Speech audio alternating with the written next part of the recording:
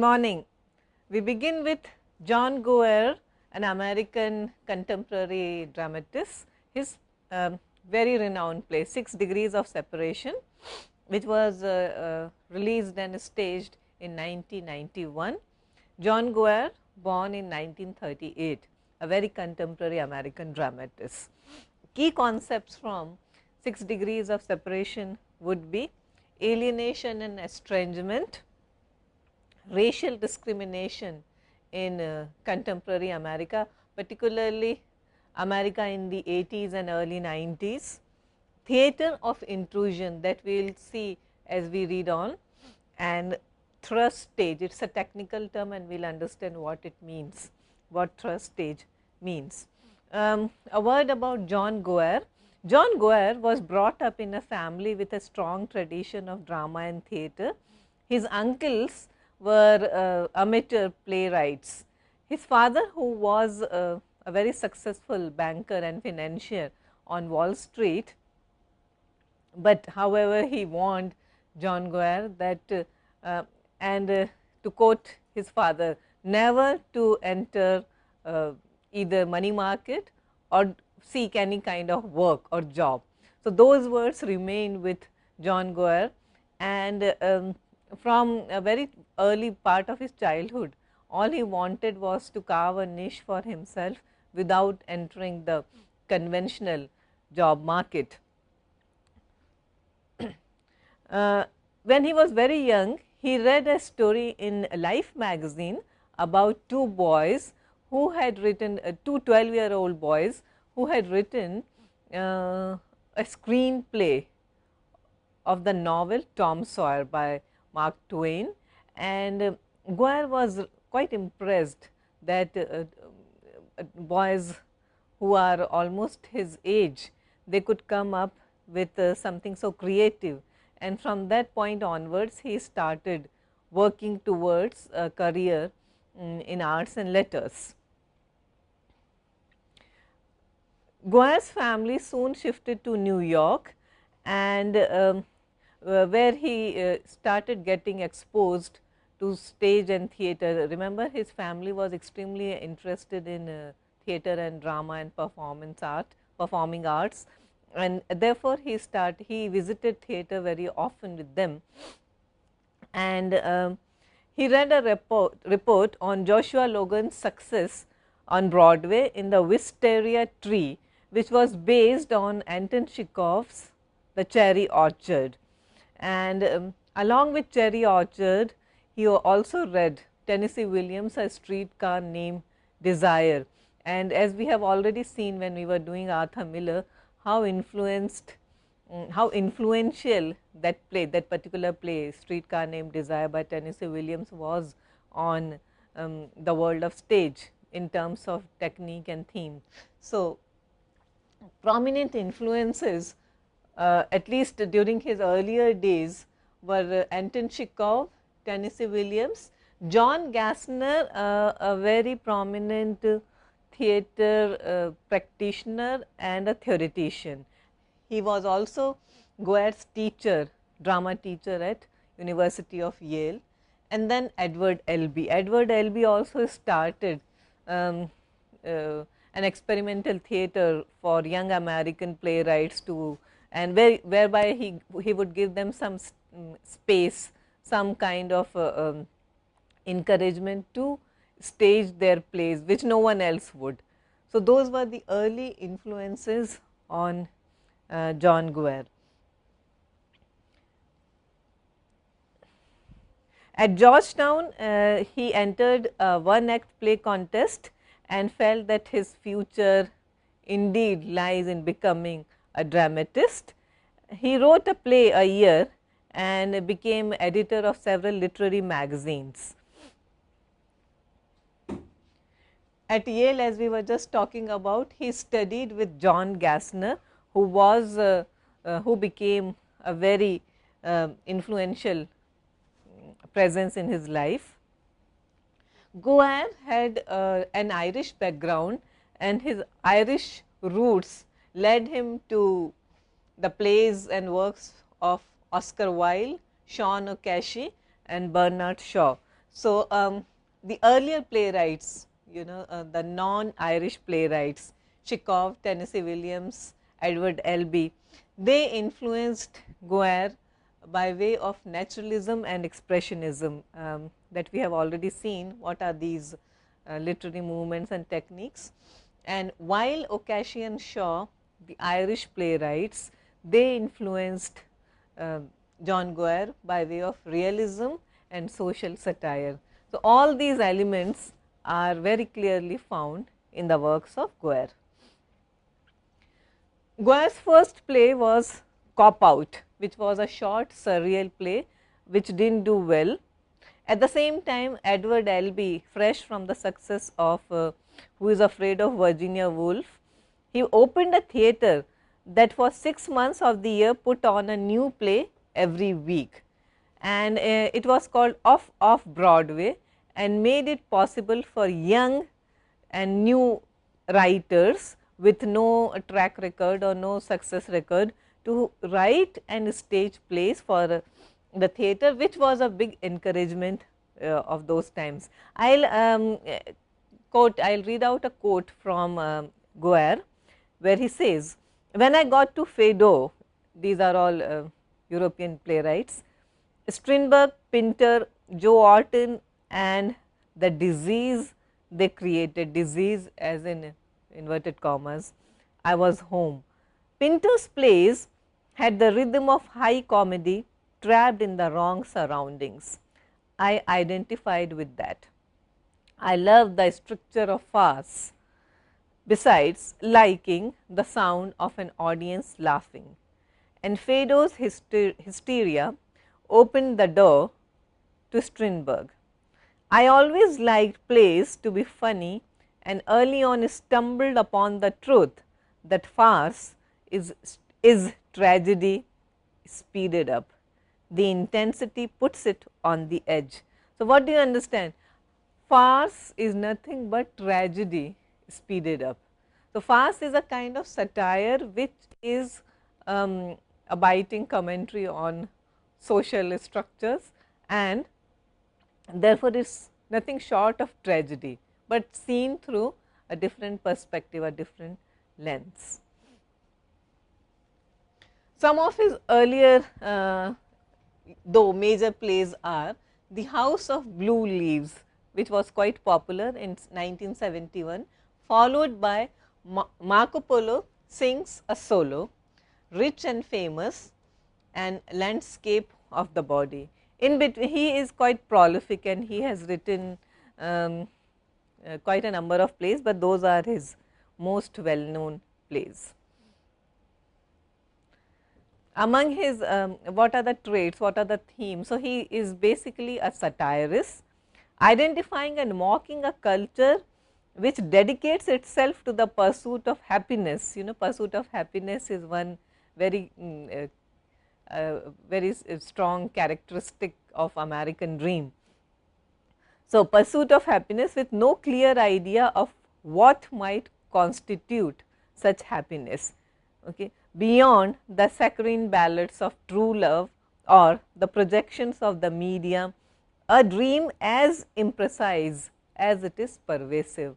So, these are the things that Goer is most critical of, most satirical of.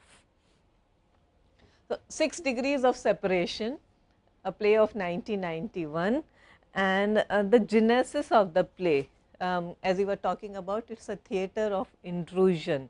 What is theatre or drama of intrusion? Where something just happens and someone just barges in. For example, a movie like Funny Games is a very good example of cinema of intrusion, where two people just barge in. We have been talking about Funny Games quite often in this course. So, perhaps you remember the theme. So, theatre of intrusion, why 6 Degrees of Separation can be termed as theatre of intrusion, is one reason is that the protagonist Paul, he just barges in the lives of people for no reason, for no rhyme or reason. Okay. He is not related to them, he does not know them, but he just wants to make a connection. And this theme, or this very skeletal idea, was based on the life story of a real life person, David Hampton, who was caught and convicted of intruding in people's homes and lives for no particular reason.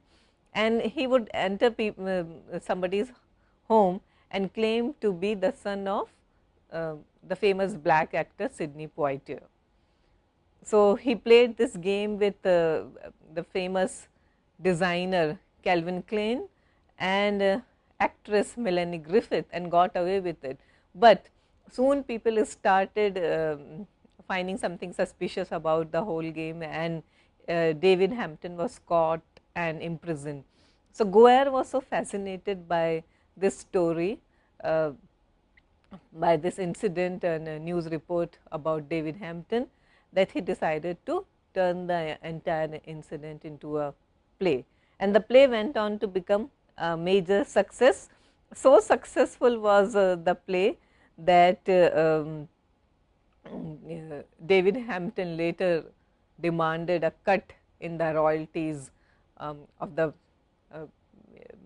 the profit that the play had made, and he threatened to sue John Goer, but that is a different story. So, Goer first heard of Hampton when one of his friends was also taken for a ride by this man, and then he felt that this is a story that deserved to be written as in a play form. And two reasons and two major facets of attraction were: one, racial discrimination in America, that Goer has always been fascinated with. So, race and class. It is often believed that American society is a classless society, unlike the British society. But according to Goer, this is not quite true. American society is racist as well as extremely class dominated. That is what he tries to suggest in 6 Degrees of Separation. So, that was one trait that attracted Goer about David Hampton's story, race and class, and second was New York. See, 6 Degrees of Separation is a play of New York City, and why it is so called we are going to see soon, because take it out, take this play somewhere else, situate it somewhere else, and the result is not going to be quite so dramatic or striking. So, it is a play that demands this particular setting, the New York high society and other societies of New York City as well. So, this is a play which demanded to be written because John Goer is a New Yorker and he wanted to write a play about the city. Goer also felt that Hampton's story also touched on emerging theories about the effects of technology on social networks, how technology impacts social relationships. Goer at one point said, "I have always loved this statistical theory that everyone in this world is just a few steps away from someone else." Okay. So, that in other words it means all of us are separated just by 6 peoples. Therefore, this theory of 6 degrees of separation. Goer says, "It seemed that you could find anybody in the world through a chain of 6 people unless you are black in America. It is absolutely possible to slip through the cracks," which means that the entire universe is connected through just knowing the 6 right kind of people, and if you know them, you can be led to the most powerful person in the world if you know the right kind of 6 people, unless you are black in America, and that is a different story altogether. So, that brings, let me repeat, themes of alienation, race and class, New York City, theater of intrusion, and then technically Guare uses the term thrust stage. Now, what is thrust stage? Thrust stage is nothing but a stage which is so intimately created that audiences sit very close to the stage, and they are so close that they can actually participate in the happenings on the stage. So, therefore, the term thrust stage is very Brechtian, and we have already seen what is the A effect or the alienation effect in Brecht, and that is something that is very often used in this particular play. So, we will begin in italics, and let me tell you, this is also a play which has very few stage directions. I mean, you really have to look very carefully for stage directions, and just compare it to the plays that you have read by Ibsen and Arthur Miller, or even Tennessee Williams, where there is so much of detailing, so much of stage directions.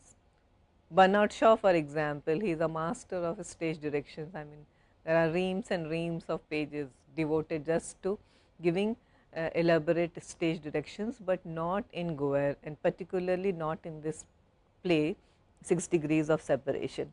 So, we find very few stage directions, and it begins, a painting revolves slowly over the stage, and the painting is by Kandinsky, references to Vasily Kandinsky, Russian artist.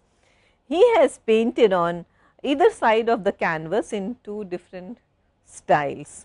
One side is geometric and somber, the other side is wild and vivid. The painting stops its revolve and opts for the geometric side. So, geometric and vivid. Now, what does geometric side suggest? Something which is very ordered and symmetrical. On the other hand, you have wild and vivid, just a stark opposite of symmetry and geometrical pattern. So, that is what the play is all about. Okay. It is a play about binaries. Okay. In every respect of the word, it has so many distinctions and so many oppositions that the presence of Kandinsky's this particular painting is very relevant, okay, because that is what the play is all about, suggesting two sides, two opposite sides of life. One is wild and another is ordered, very structured. A couple runs on stage in night dress, very agitated. Flanders Kittredge is 44, Louisa Kittredge is 43. They are very attractive. They speak to us. Now, mark this, they speak to us. So, Guare tells us at the outset that we are being addressed. So, he does not say that they speak to the audience.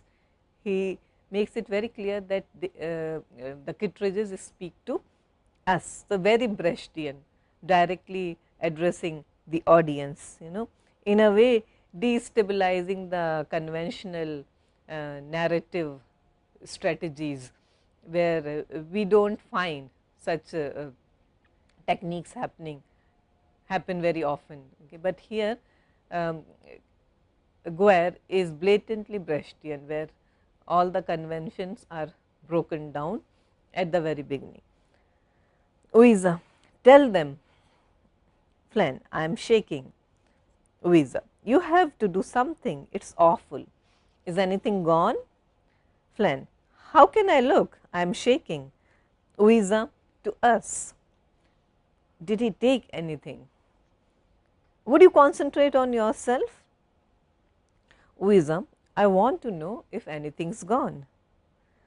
Flan, to us. We came in the room. I went in first. You did not see what I saw. Calm down. we could have been killed. The silver Victorian inkwell. How can you think of things we could have been murdered? Obviously, you know, we are talking about theatre of intrusion here. So, somebody had come and somebody has taken some, I mean, something has happened, someone whose presence was not expected or desired by this fabulously wealthy couple, and he has intruded on the scene, and this what we are witnessing is the aftermath of that scene, of that event where where this particular somebody has come and left, and now these people are left wondering what would have happened had this person just pushed the boundaries and killed them, okay, which was quite possible. So, now they are wondering about things that could have been stolen, the valuables. Remember, they are very rich people. So, the house is full of very expensive objects, and now they are worried about the Victorian inkwell. An actor appears for a moment holding up an ornate Victorian inkwell kept by a silver beaver. So, that means no one had stolen the Victorian inkwell, it is still intact, it is there. Okay, but an actor appearing and holding it up for all of us to see, very Brechtian. There is the inkwell, silver beaver, slashed, our throat slashed. So, now they are calmed down, okay, the inkwell is safe, and they go back to their earlier anxiety about being murdered in their sleep. Another actor appears for a moment holding up a framed portrait of a dog, say a pug. So, there is a framed watercolor of a dog, and that is also intact, or perhaps this is one way of telling us that the couple has a dog at home, and there is the watercolor, our dog. Go to bed at night happy and then murdered. Would we have woken up? Now I lay me down to sleep. The most terrifying words. Just think of it. Okay, it could have been very ominous. I am laying myself to sleep. It could be not just an ordinary normal sleep, but it could have mean that I am resting in peace forever. I pray the Lord my soul to keep. The night may part if I should die before I wake. If I should die, I pray the Lord my soul to take. So, they are praying, this trauma has made them remember their prayers, and they are agitated. It is awful. We are alive, thank God for that. Flann stops, frightened, suddenly listening. Hello? He holds her. Hello? You do not call out hello unless I think you tell if someone else were here. We did not all night. Oh, it was awful, awful, awful, awful.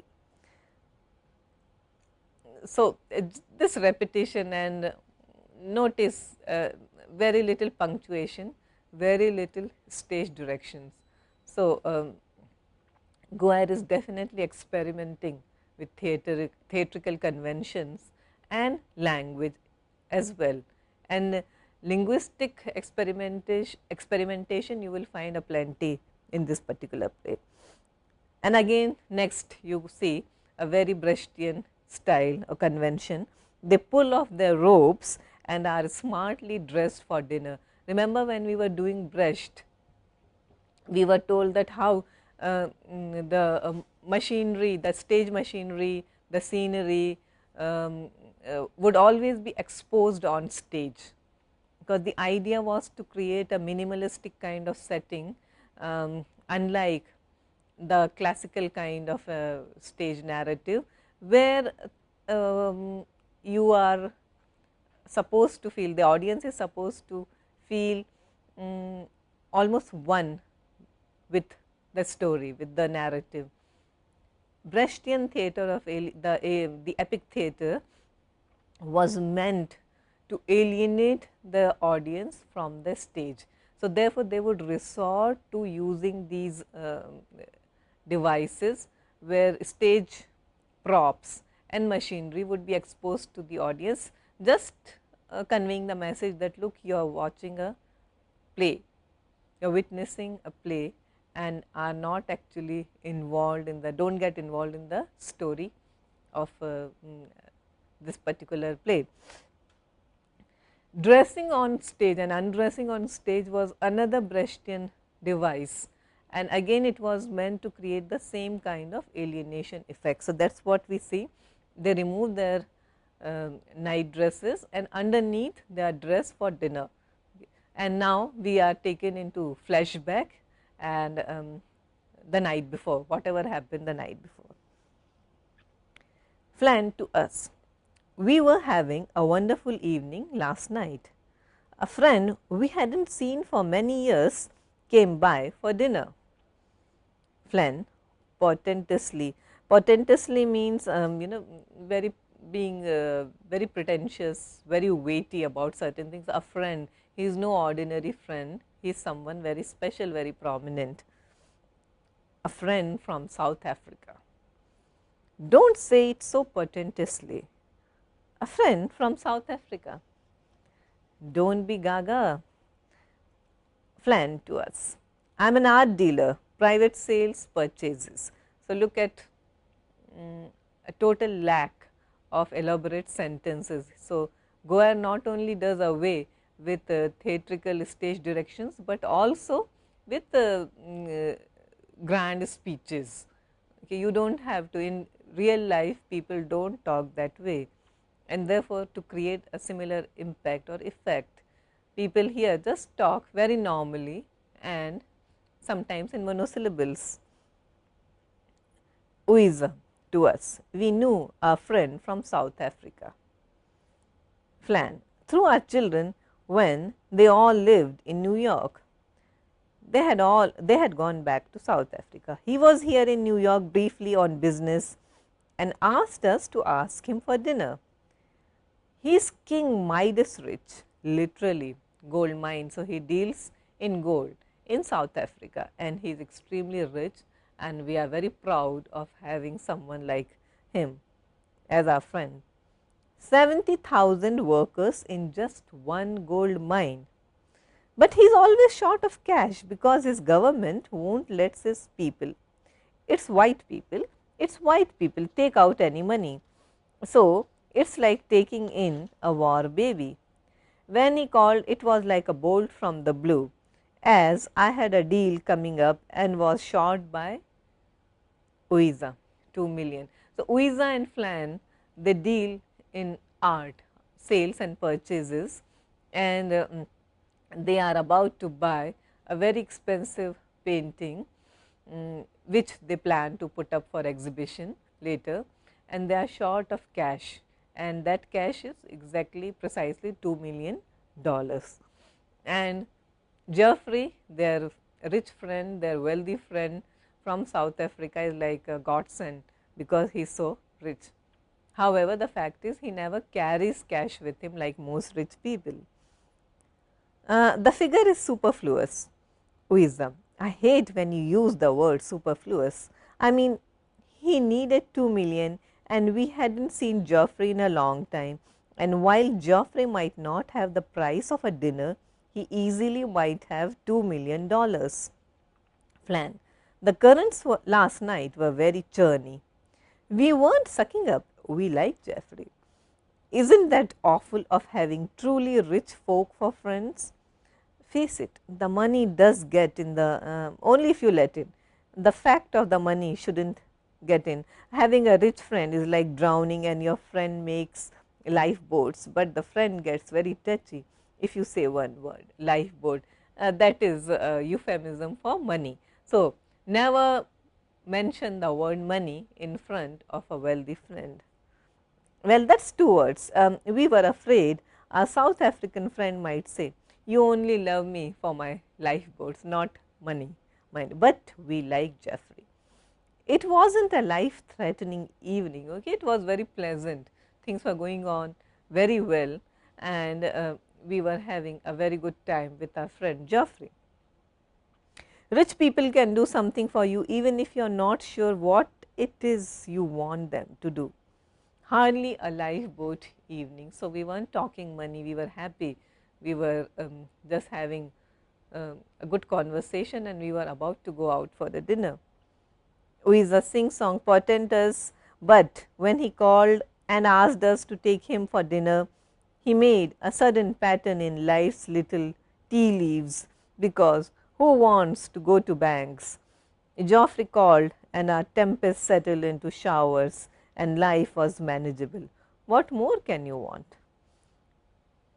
Geoffrey is there, an elegant, impeccably British South African, slightly older than Uiza and Flan. Flan passes drinks. Listen, it always amazes me when New York is so quiet. Uiza, with the kids away, we get used to a lower noise quotient. Flan, Geoffrey, you have to move out of South Africa, you will be killed. Why do you stay in South Africa? Geoffrey, one has to stay there to educate the black workers, and we will know we have been successful when they kill us. Planning the revolution that will destroy you.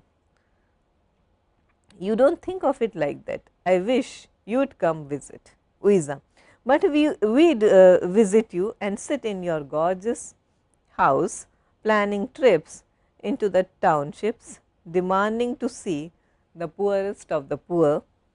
Are you sure they are the worst off? I mean, we have come all this way. We don't want to see people just mildly victimized by apartheid. We demand shock. It doesn't seem right sitting on the east side talking about revolution. So, we don't want to be one of those armchair intellectuals or people who discuss politics sitting in the comfort zone. We want to come to South Africa, we want to see riots and murders and mayhem and apartheid, real thing, real deals on a day to day basis and up close and personal. We want to witness that, and the worst kind. You see, this is a typical attitude of the first world towards the third world. Okay. So, they always expect the worst and we demand to see the worst. We do not want to sit in our very comfortable surroundings and discuss poverty. We want to witness it first hand. Plan. Only small murky cafes for Pepe Le Moco here. Uiza, no, La Passionaria. I will come to South Africa and build barricades and lean against them singing, and the people would follow. Follow, follow, follow. What is that song? It's a reference to contemporary Christian song of dedication. Flan, the way Gorbachev cheered on the striking coal miners in the Ukraine. Yes, you must strike. It is your role in history to dismantle this system. Russia and Poland, you can't believe the developments in the world, the fantastics. Now, it's a reference to a television show where two seemingly warring families, they plot for their children to fall in love and get married. So, fantastic. So, Russia and Poland, they are compared to those warring families. Follow, follow, follow. Uiza, China, despair. Oh, way China, as my grandmother would say. It's like, woe is me, China is suffering, miserable. They all laugh. Our role in history, and we offer ourselves up to it. This is your role in history, not our role. A role in history, to say that so easily. Flan to Geoffrey. Do you want another drink before we go out? Uiza, the phrase striking coal miners, you see it is full of puns. Striking coal miners, they can be striking as actually going on strikes, or as she says, I see all these very striking coal miners modeling the fall fashions. So, for a lady, for a very elitist lady living in Manhattan, New York, the first thing that comes to her mind would be the fall fashions or the autumn winter collections, and here she thinks of these very not just striking, but very striking to look at, okay, striking a pose, that kind of coal miners, which is so far away from their reality, but that is what she thinks of. Where should we? They do not even respond to this statement. There is good Szechuan and Yunnan, so they are talking about Chinese food now. Uiza, the sign painter screwed up the sign. Instead of the Yunnan walk, he painted the human walk. Okay, since there is so little knowledge of other cultures, so this is one very pertinent theme in 6 degrees of separation, that the neighbors do not know the next door neighbors. So, how do you expect people to understand cultures which are so alienated or so alien or so removed from their own culture, especially Americans who are so insular. Geoffrey, God, the restaurants.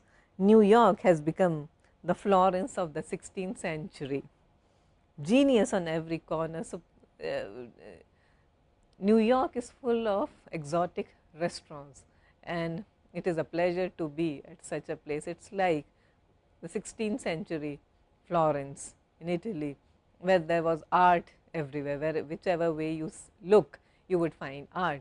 So, similarly, likewise, today's New York, especially where its cuisine is concerned, is like an artwork. You have an art on every street, in every corner. I do not think genius has kissed the human walk. The new Italian looked cheery. Good. We made reservations. They are talking to us. They wrap ravioli up like saltwater taffy. 6 on a plate for a few $100. You have to come to South Africa so I can pay you back. I will take you on my plane into the Okavango swamps. Did you hear? To take back to Johannesburg. Out in East Hampton last weekend, a guy goes into one of the better food stores. Dean and DeLuca, one of the Dean and DeLuca lookalikes, gets a pack of cigarettes and an ice cream bar, goes up front, sees there is a line at the register, slaps down 2 $20 bills and goes out. We sent it to the Times.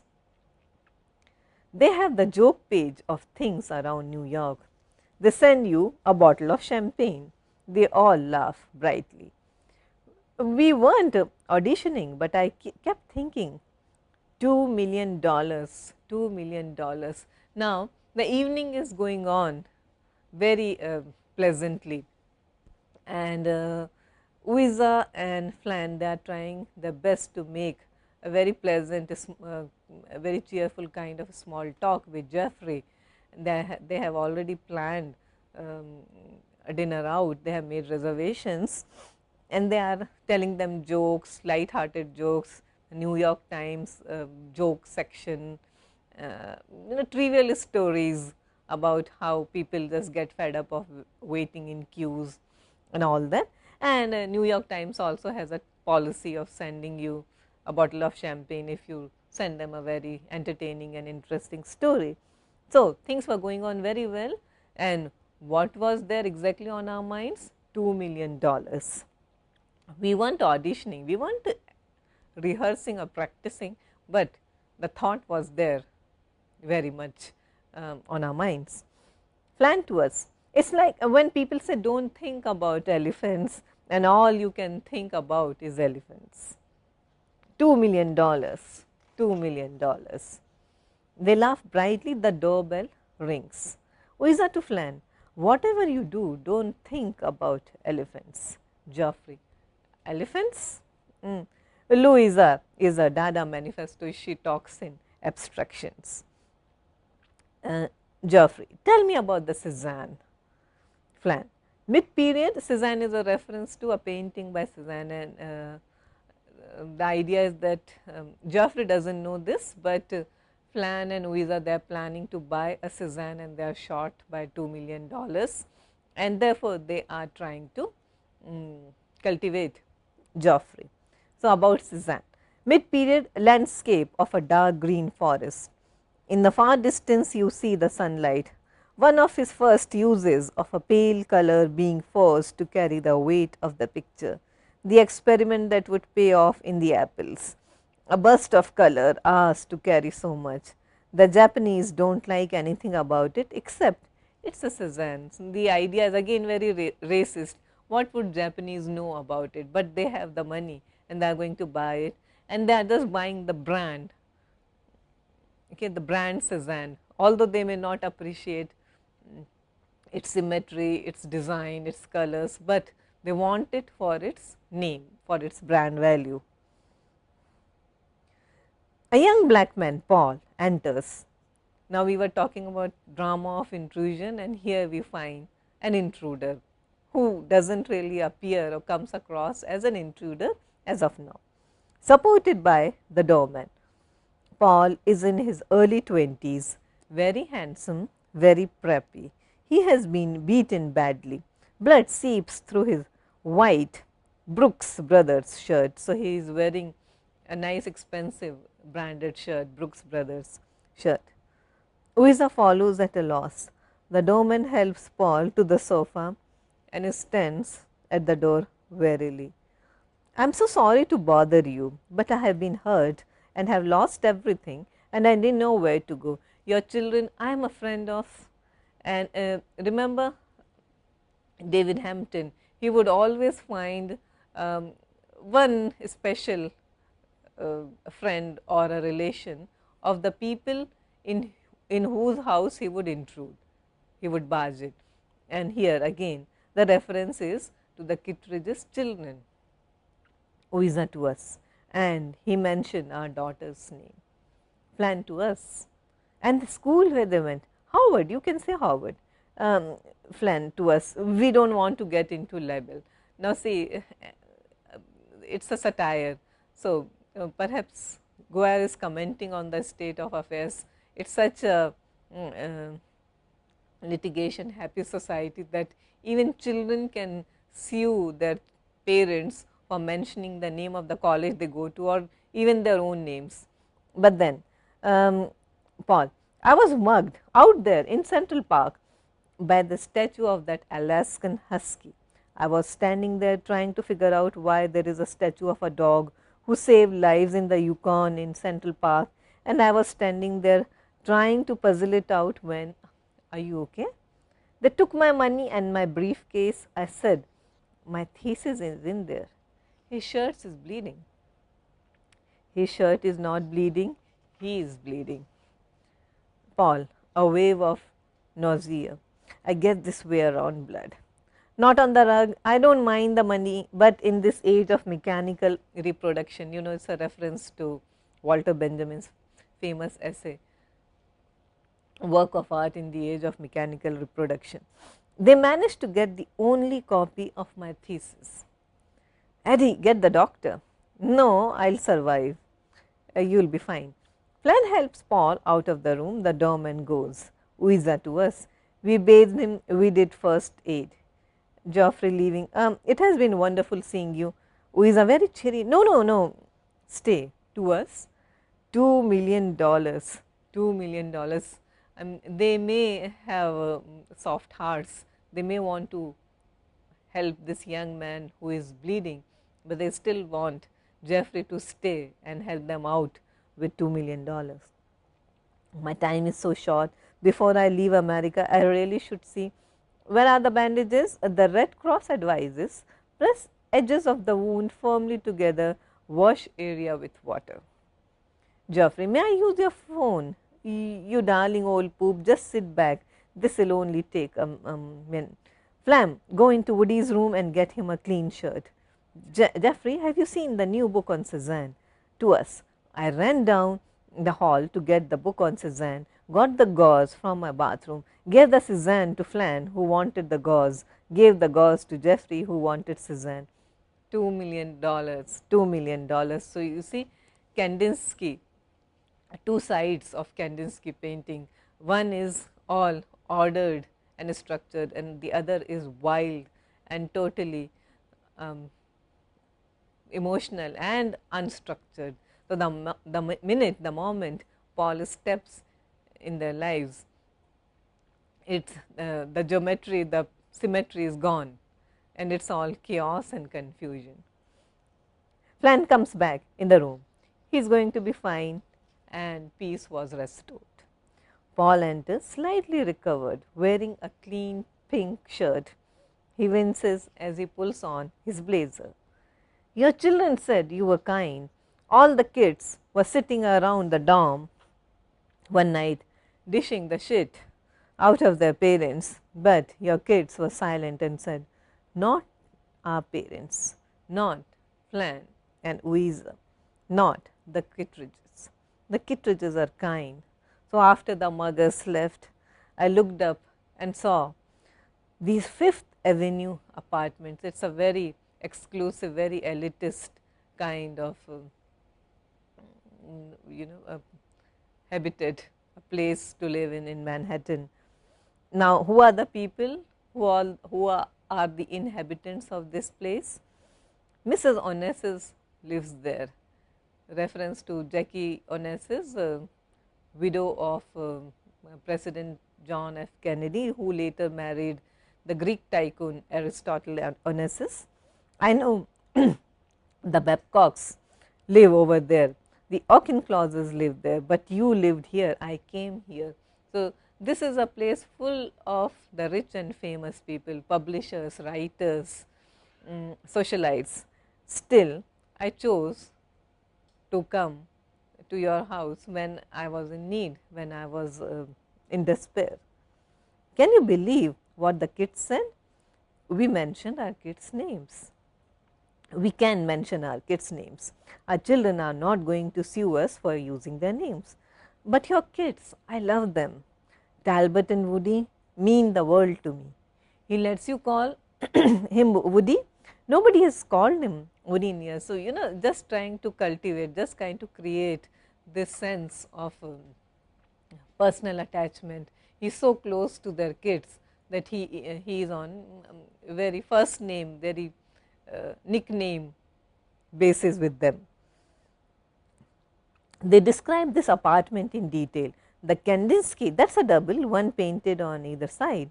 We flip it around for variety. It is wonderful. Flan to us, and now like a typical art dealer. Vasily Kandinsky, born 1866, Moscow.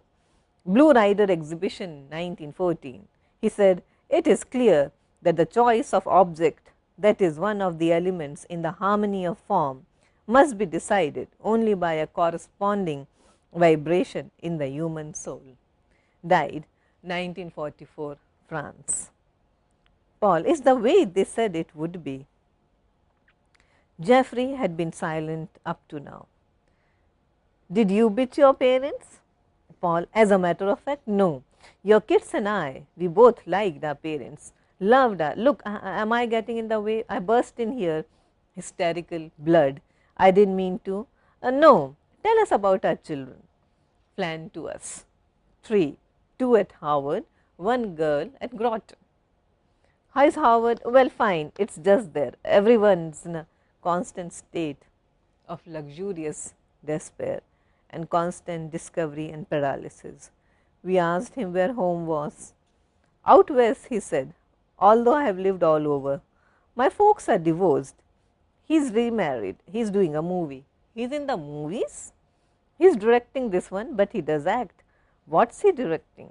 Cats. Someone is directing a film of cats? Don't be snooty. You have seen it? T.S. Eliot? Well, yes, years ago. A benefit from for some disease or school. Surely they can't make the movies of cats. Of course they can. Paul, they are going to try. My father will be here auditioning. Okay. So, now he is giving out some details, some facts about himself, and these facts may not be true. Remember that, because he is just using his fabricated identity as a means to reach out to these very wealthy people. And Then he reveals the name Sidney Poitier, the first black superstar of Hollywood, and he claims that he is his son.